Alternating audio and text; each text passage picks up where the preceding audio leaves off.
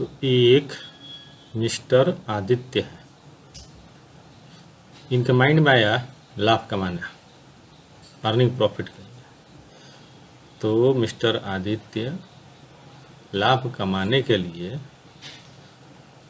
एक दुकान खोले। उस दुकान का नाम था आदित्य शॉप।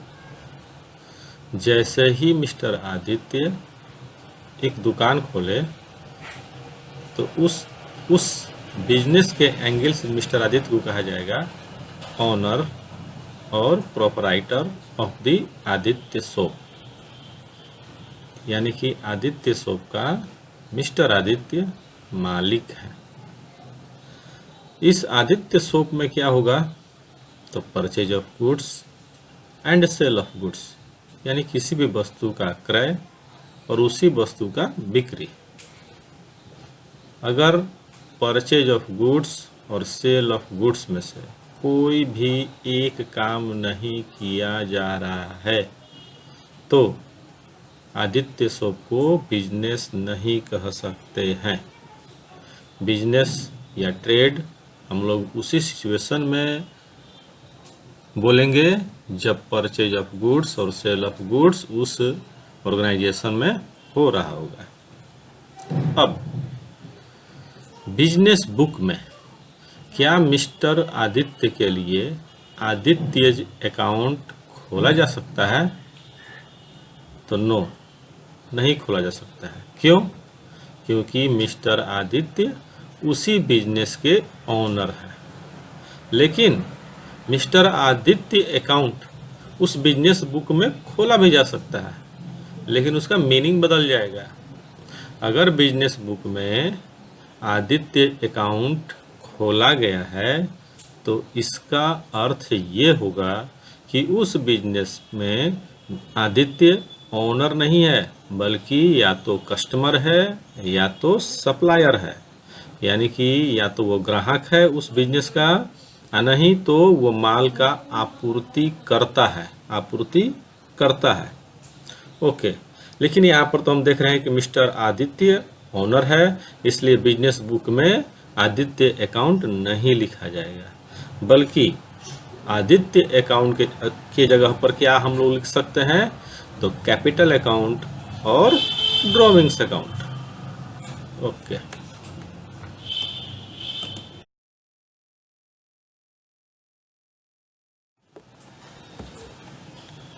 जब किसी बिजनेस में ओनर और प्रोप्राइटर के द्वारा अमाउंट एंड काइंड इन्वेस्ट किया जाएगा अपने बिजनेस में लाभ कमाने के मोटो से, तब ओनर और प्रोप्राइटर को बिजनेस बुक में कहा जाएगा कैपिटल।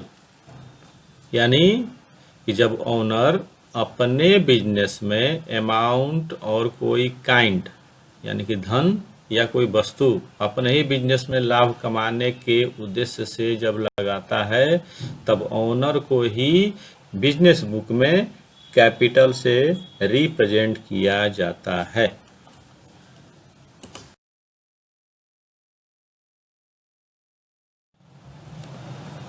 जबकि ओनर के द्वारा जब अपने ही बिजनेस से amount and kind personal use या डोमेस्टिक यूज के लिए निकाला जाता है, तब ओनर्स के लिए बिजनेस बुक में ड्राइंग्स का प्रयोग किया जाता है। यानी कि जब ओनर स्वयं अपने लिए या अपने घरेलू प्रयोग के लिए जब बिजनेस से कोई रकम या वस्तु निकालता है, तब ओनर को बिजनेस बुक में ड्राइंग्स कहते हैं।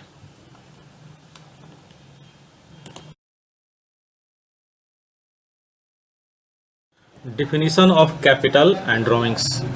Capital means that amount or assets which is invested in the business by the businessman or owner of the business for earning profits. It is a personal account. It is increased by the amount of additional capital and business net profits, whereas it is decreased by the amount of drawings and business net loss. Capital means क्या? तो लाभ कमाने के उद्देश्य से businessman के द्वारा अपने ही बिजनेस में जो धन या संपत्ति लगाया जाता है उसे कैपिटल कहते हैं। कैपिटल एक व्यक्तिगत खाता होता है और अकाउंट यानी खाता क्या होता है, यह कितने प्रकार का होता है, ये आगे आप सभी को बताया जाएगा।